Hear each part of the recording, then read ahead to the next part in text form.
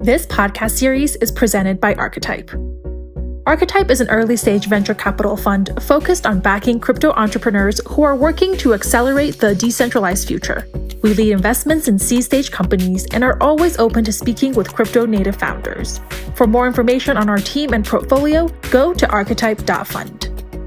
This season of Cross-Chain Examination is sponsored by Talos. Institutional investors across the digital asset industry have connected to Talos to access the entire crypto ecosystem via a single point of entry. Whether on the buy side or the sell side, from Wall Street's most storied firms to crypto-native come-ups, institutional investors are using Talos to accelerate their digital asset offerings. Talos provides technology infrastructure that powers the full trade lifecycle. Talos' integrated platform supports the entirety of the trading process, from price discovery to execution and settlement. Check them out at talos.com today. Hello, everyone, and welcome to another episode of Cross-Chain Examination. I'm your host, Catherine Wu. Each week on Cross-Chain Examination, we have on the smartest voices in the crypto industry to tell us what's top of mind for them. After taking a 2-week break to decompress, digest, and get offline a little bit, we're back today, better than ever, with Devin Walsh, the Executive Director of the Uniswap Foundation. Welcome to the show, Devin. Hi, thank you so much for having me. I am so excited to have you on. So one of the things that I selfishly like to do is that I like to ask my friends or just people I've known for a really long time to come on the podcast. It makes it more fun for me. And honestly, I think it's just the excuse for me to spend time with people that I like. Great. I love it. It's fun for me too. This is my first podcast. So it's fun to be starting this with a friend. Awesome. Well, it's a low pressure environment, but totally. Let's just jump right into it. So for quick context for our listeners who might not have followed it, in late August, I think of this year, the Uniswap token holders passed a proposal to officially create the Uniswap Foundation, which as outlined on the Uniswap forum, and I'm reading it kind of quoted, has the mission to support the decentralized growth and sustainability of the Uniswap Protocol and its supporting ecosystem community. Now, I want to note that this proposal ultimately passed with over 95% of voters voting for yes. So great job. So Devin, I guess my first question for you is, given that the Uniswap Protocol has been around for, 5, maybe more years, why build the foundation now 5 years in? Or is there something we don't know? How long has this been in the works for? Yeah, I think that is a very good question. And I think the first thing to kind of call out is the fact that Uniswap has been around for 5 years or so. I think Hayden started working on Uniswap in 2017-ish, launched late 2018 version 1. But the Uniswap Protocol, ownership of the protocol was only transferred to the community about 2 years ago in September 2020, if everyone remembers the Uni token launch around that time. So it's really only been 2 years that the Uniswap community has existed in that more formalized way, had a treasury to manage and had the ability to govern the, few mutable aspects of the protocol. And since then, since around 2 years ago, you can actually trace the the evolution of community-funded programs to the Uniswap Foundation, which exists today. And I would say the first iteration of what we know as the foundation today was the Uniswap Grants Program, which was actually launched really shortly after the transfer of the protocol to community hands in late 2020, early 2021. So the Uniswap Grants Program was launched by my now co-founder and co-lead of the Uniswap Foundation, Ken Ng. And they requested $1.5 million worth of Uni from the Treasury that grew to be $7 million worth of Uni during the bull market and ultimately lasted them 1.5 years. And I think through there, we saw really a first, really positive success case of the kind of impact that a community funded initiative like a grants program could have on the Uniswap ecosystem. They made 120 grants across community efforts, governance initiatives, development of new interfaces, dev tooling, a bunch of great stuff. But after a year and a half, when I got to know Ken, UGP was running low on money and Ken was thinking about what the next version of this would be. We saw a lot of opportunity to expand what a community funded entity could do for Uniswap. And it began to look much more like a foundation than kind of a grants program. So really, I guess, like been around for 5 years, but really like from the launch of the Uni token and community ownership of the protocol, you saw UGP and then kind of the evolution of that to the foundation. Yeah. And I want to touch on just like the structure of the foundation and kind of like the why. But before that, I wanted to also ask you, because I feel like, lobbying for the foundation in a public forum, not a lot of people want to like be in that very public seat. And so from your personal perspective, how did you make the decision to lead the foundation? I guess knowing Ken helps, but was that in the works when you first started with Uniswap Labs? Was that like what you wanted to do? Or like, how did you really like ultimately like come into the like executive director seat? Yeah, really, really good question. So as some quick background here, I was previously chief of staff at Uniswap Labs. I resigned from that position in June 2022, at which point I really began the work of putting together our proposal for the Uniswap Foundation. And in terms of like my interest in a foundation-like entity, I have for a long time been interested in decentralized governance, in DAOs, and how protocols are run and maintained. And while I was at Uniswap Labs, I was definitely, interested in the idea of what a Uniswap Foundation would look like, but didn't think about it too deeply. Certainly wasn't working on it while I was there. But what I did see while I was at Uniswap Labs were a number of gaps that existed within the ecosystem where a foundation type entity could do a lot of good. And one example of that is in the community governance process. So as chief of staff, I would serve as a governance liaison, to proposers of proposals that went through the process. Just one kind of example for a cross-chain deployment of Uniswap V3 to another chain. There were a ton of unanswered questions, and proposers, saw this great opportunity to launch V3 on another chain, but they didn't know how to put together a governance proposal. Like they didn't know the process. They didn't know how to reach out to delegates to ultimately, pitch and vote for them. So it was a lot of dots to connect. It was a lot of questions to answer. It was a lot of education and context giving. So that was one area. And two, I got to know Ken just, due to my interest in getting to know more about the ecosystem. And I saw all the good that the Uniswap Grants was doing, but I also saw that they really didn't have enough funds to fund and build relationships with teams that could really build the most ambitious, high leverage projects, interfaces, tools, initiatives on top of the protocol. There's a lot that you can do with $1.5 million, $7 million worth of uni, definitely lasting a year and a half. But you have a lot more leverage when working with a team, when they know you're going to be around for multiple years and they know that you are going to be able to support them building version 2, version 3, connecting them with others within the ecosystem. So I think all of those, the combination of my interest plus really getting to know the gaps kind of ignited a fire in me to join forces with Ken, which led to me resigning from Labs to really kick off the journey of putting together the proposal for the foundation. Yeah, and I have to say, as I noted earlier in my intro, the proposal ultimately passing with over 95% of voters saying yes, I feel like is a huge testament to the work that you and Ken put on behind the scenes, the way you engaged super actively. You were probably online, honestly, nonstop for like 24 hours for 2 months straight or something. Yeah, as are like most people in crypto, to be honest. But I would say like the process of putting the proposal together was super interesting. So I resigned in June 2022 and began putting together earliest drafts of the proposal and just began reaching out to delegates and stakeholders within the ecosystem. I think Ken and I probably talked to upwards of 50 delegates and stakeholders within the ecosystem, got their feedback on the proposal. And, I'm really grateful for all of the really helpful and critical feedback in those early days, because that ultimately, I think, led us to the proposal we ended up with. And I'll also mention, once we posted the proposal, we got a lot of really great questions,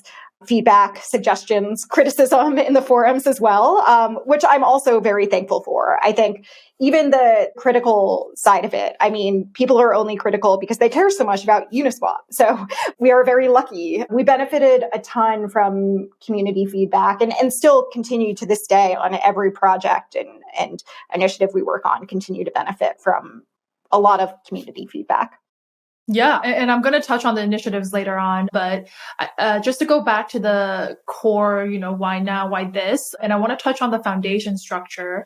The Uniswap Foundation is not the first that I know of to set up a foundation structure in our industry. For example, we've seen others set up separate entities like foundations to service the interests of the users and token holders. And some examples that comes to top of mind for me, Optimism, DYDX, Graph, and others. And so I think from an outsider looking in, the biggest glaring question is, why is having a foundation structure specifically important to crypto protocols at large? Or you can be specific and talk about why it's important to Uniswap.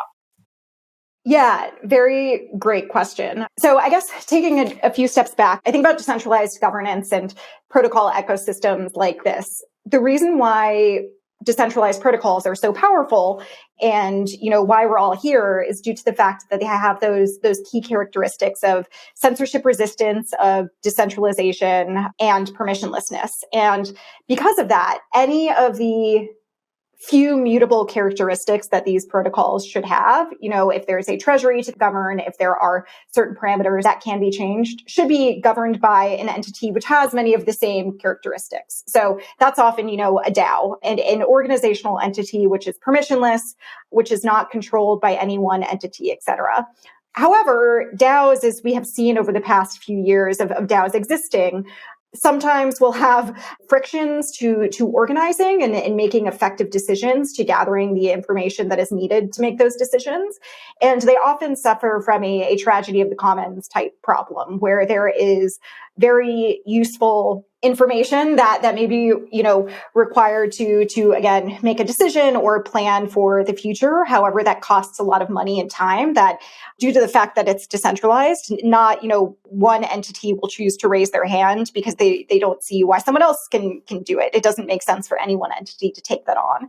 So I think how I see a foundation being important is, as an enabling and empowering entity that exists within a much larger, broader ecosystem. I think, we're very inspired by, the Ethereum Foundation for one, and, Aya Miyaguchi's philosophy of subtraction of, always looking for ways to empower and enable others within the community to, separately and independently from ourselves, take on a problem, take on, a role within the community, because ultimately I think that hardens the ecosystem and that, enables the ecosystem to continue to embody those characteristics of censorship resistance and decentralization. But I guess, getting back to the foundation, that, coordination, taking on that initial work and, costs of initial coordination, I think is something we've seen, at least at this point in the growth of DAOs, as being necessary. And yeah, I'm excited to see how else we can ultimately support the rest of the Uniswap ecosystem. Yeah, I mean, one thing I do appreciate a lot about these foundation structures is the explicit purpose. There's obviously growing the ecosystem, there's others, but more specifically to serve the interests of token holders. And even in the proposal for Uniswap Foundation, I saw a lot of that sentiment being echoed, like, oh, it's great that we have an entity that specifically advocates for us. And the word community gets thrown out a lot in crypto, but I think having an explicit purpose of, specifically keeping that demographic in mind is really important for engagement. The backbone of protocols are the community, and I think that really gives it a lot of meaning. Definitely. And I think one other thing I would add is, a lot of foundations are set up as nonprofits. So the Uniswap Foundation, for instance, is. And I think, the fact that we never need to think of any, profit or, revenue incentive for ourselves. The fact that we really do, whenever we make decisions, we think about the community, we think about the, values of the Uniswap protocol. We think about, the long-term sustainability of the protocol, and we never need to think about, any self-interest, any profit interest. I think it frees us to do a lot of things that organizations which are not set up in that way would not be able to. Yeah. I think after the first week, maybe the first week or the first month after the foundation got established, I know we got coffee in Soho, just like kind of asking you how it's going. And you mentioned something I really liked and I want to share it with the audience. You mentioned the three pillars of the foundation. And, as a girl who really loves frameworks, I, immediately was drawn to that. I wanted to bring you on to also just talk about how you think about the three pillars as you're kind of setting up and getting the foundation running. Yeah, definitely. Well, yeah, as Ken and I were kind of, putting together a proposal and thinking about how the foundation could have the greatest impact on the ecosystem, we realized that most of the work and most of the activities ultimately fell into these three broad categories. First being growth and innovation. So really, this is not only thinking about how to grow in a very sustainable and sticky way, the core metrics that make Uniswap so powerful, including volume, but also key inputs to volume, including number of developers and integrations in the ecosystem and TVL, for instance, but also innovation and just continuing to ensure that all of the smartest people, most enthusiastic and values aligned people thinking about the future of AMMs and permissionless value exchange are drawn to thinking about those things within the Uniswap ecosystem. So growth innovation. Second is governance. So again, thinking to, how do we ensure that way after the Uniswap Foundation, Uniswap Labs, any other entity, may exist? How do we ensure that there's a community that is not only decentralized, but continues to care about Uniswap and can make decisions efficiently and effectively? And third is advocacy and stewardship. So this pillar, I guess, speaks to any tragedy of the commons, suffering issue or objective of the protocol. For instance, a good example that comes to mind is the Optimism team designated some OP token upon their launch to the Uniswap community to use for liquidity mining campaigns. And, this is in before the foundation was launched, and Ken, from UGP ultimately raised his hand to fill out the form and claim the OP on behalf of Uniswap. And anyone could have, but I think what we saw is no one really did until Ken kind of raised his hand. Having an entity that can serve as an advocate to take advantage of opportunities for the DAO, but to also, take on any additional organizational work or finding and building the educational resources required by the community falls into that bucket. So just to wrap up, my three pillars, or the UF's kind of pillars that we organize ourselves around are one, growth and innovation, two, governance, and then three, advocacy and stewardship. Amazing. I love it. Those are the three pillars, everybody. On the setting up, your first year, setting goals, setting KPIs, how do you go about setting something like, first year goals or first quarter KPIs for a foundation of a crypto protocol with very little precedent? Like, how do you think about that? And how do you kind of like guide, I guess your North Stars are like, the three pillars, but on the more kind of detailed quarter to quarter goals and setting KPIs, how do you go about even doing that? Yeah, I think that's a great question. And I think in the realm of, how does the foundation ensure that it's making progress and actually making the impacts that we want to have, but also ensuring the community knows that we are, achieving the things that they believe we will achieve for the community, answering the question of how to do that and how to measure that is a really good one. In the initial proposal, we organized our initial OKRs around those three categories: growth, governance, and then advocacy. And Ken and I debated between ourselves, but also with a lot of community members, how to ultimately track and measure our success. And ultimately, I think we couldn't determine necessarily a good way to measure ourselves yet that we knew would be within our hands to affect, because we hadn't operated yet. We didn't know what would be the best means for us to make an impact at the time outside of, providing grants. So ultimately we tied our OKRs to providing grants through a series of categories or classes of type of grant, for instance, dev tooling, interfaces, R&D, et cetera. We had discussed, increasing the number of volume on Uniswap, but ultimately due to macro market environments and volatility, we knew that there wouldn't be a great way to ensure that, we wouldn't be able to claim that a 10x increase in volume was like what percentage of this that was due to us and what percentage of that would be due to the macro environment. Definitely early on, mostly the macro environment. But the good news is that, over the past 3 to 4 months, I think we have learned a lot about how specifically the UF can make a positive impact and actually measure ourselves in a really quantifiable way. And over the past week or two and going into the next week, we're going through our 2023 planning process. And I'm excited to soon share with the community how we think about our OKRs for the next year now that we've learned a lot over the past few months. And I think, one area that I think, I don't think this will change before we publish it to the community, but around increasing developer engagement and making Uniswap the best place for DeFi-focused engineers to build within Web3. We believe hackathons are a great avenue towards both onboarding engineers into Web3, but also kicking off great projects and developer tooling and interfaces that can go on to help the ecosystem. So really taking a bunch of steps to increase the number of developers onboarded through hackathons and maintaining the relationships with them is one example of an OKR where we've learned that we can have a measurable positive impact.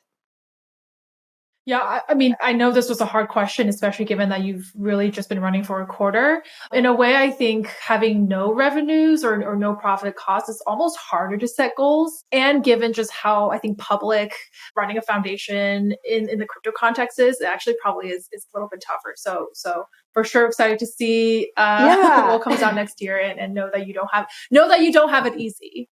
Yeah, well, I don't know. We're certainly very, very grateful to have the opportunity to do this work for Uniswap. And I think, it definitely is kind of, working for a foundation or for a DAO. Like it certainly is kind of a double-edged sword in some ways. But I think ultimately we're just really grateful to be here and be able to do this work.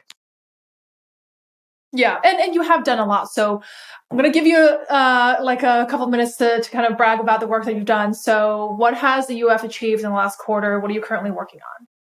Yeah, that is a great question. So across grants, we have gone through 2 waves of grants, and I don't have the stats in front of me, so don't tie this to me, but I think a little bit more than $2.5 or $3 million granted to around 35 or 40 teams. The first wave we announced in September, October. The second wave of grants we should be announcing this week. I think maybe right before this podcast will come out, so people can take a look at that. What I can point to and be really excited about there is the fact that we've already made some of the really high leverage, high impact, long-term oriented grants that we created the UF to do. So for one, we gave GFX Labs, run by Getty Hill, a longtime Uniswap community contributor, a $1.8 million grant to build out a real-time middleware on-chain data layer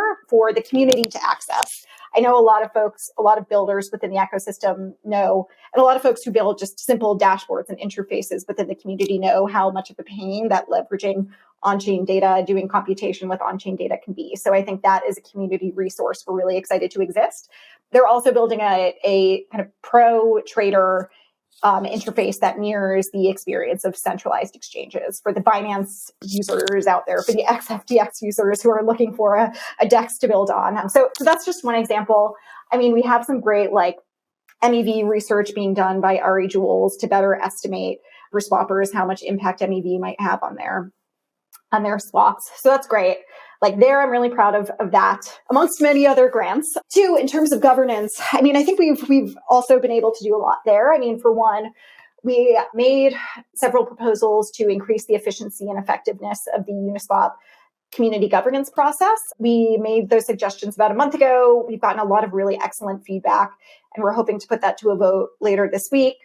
In addition, on the topic of subtraction, Other Internet has started an accountability and agreements working group to, in the same arena, really just increase the effectiveness of the governance process. And then in terms of, advocacy and stewardship, I think 2 things come to mind. That OP token drop, we've really turned that into a an initiative that serves the community. So we partnered with 3 liquidity mining platforms, Arrakis, Xtoken, and Gamma, to run the first phase of that program. We leveraged the UGP community analytics group to do a retrospective on the first phase and to help the community figure out what the phase 2 should look like. So those are 3 examples amongst many, but 3 things that come to mind of things that I'm particularly proud of. Amazing. That's a lot for literally like a quarter. I mean, I know, we don't have to go into it, but you guys also commission pretty important like research and studies that are, I think, important to the protocol in general. Would encourage everyone to go read the most recent commissioned one about the controversial Uniswap fee switch. Yeah, and so I'll link it here for people to read. Yeah. Yeah. So I think what Catherine's mentioning is we worked with a set of advisors to put together a write-up on legal and regulatory considerations that relate to the fee switch, which is another hot topic within Uniswap governance. And I would put that in the category of, work that took some of our time and effort to do on behalf of the broader community that any one, uni stakeholder might not be able to take on their own, but also very, very proud of that work as well. Yeah, so go read it, share your thoughts in the forum. Last question. Since the proposal passed in August, I'm sure you've probably been approached by others who are thinking about kind of like doing the same thing in terms of like setting up a foundation. Any surprising challenges or any like important wisdom to impart to anyone who's thinking about setting a foundation? Yeah, I feel like this answer is going to sound like a little like silly, but it is true. There are certainly challenges, but ultimately I feel like I have one of the best jobs in crypto. Like all of the things that are challenging are ultimately because, we're figuring out how the future of finance and the internet is going to function. And like, I think that is a really cool set of problems to be working on. And I think ultimately, thinking about the past 3 to 4 months, like what would I have not necessarily expected? It may sound obvious, but I really lean on and rely upon the community a lot. Like Telegram, I'm in Telegram all day, every day, talking to stakeholders throughout the community, not only, the OGs, but also newly onboarded grantees, newly onboarded LPs, developers who I met at a hackathon who are interested in continuing working on their project. And I think, one, the UF relies upon, the community to help dictate where we focus our efforts. But I've also grown to realize that whenever I'm struggling on how to approach a particular program or initiative, I rely upon the community. I ask the people within Uniswap, and often they immediately either, help me figure it out or have a suggestion about a way to approach it that is 10 times better than anything I would have thought of. So yeah, I think really, just relying on the community is something that may seem obvious, but is really like an area to focus on to, hopefully drive any success that we have or that others might want to see.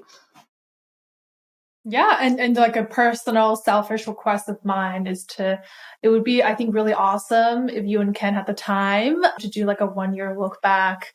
I think you should share your wisdom about the 3 pillars and frameworks. I think that would all be so useful. I've read articles kind of like here and there, but not from folks who have directly run a foundation. And so I think that would be invaluable.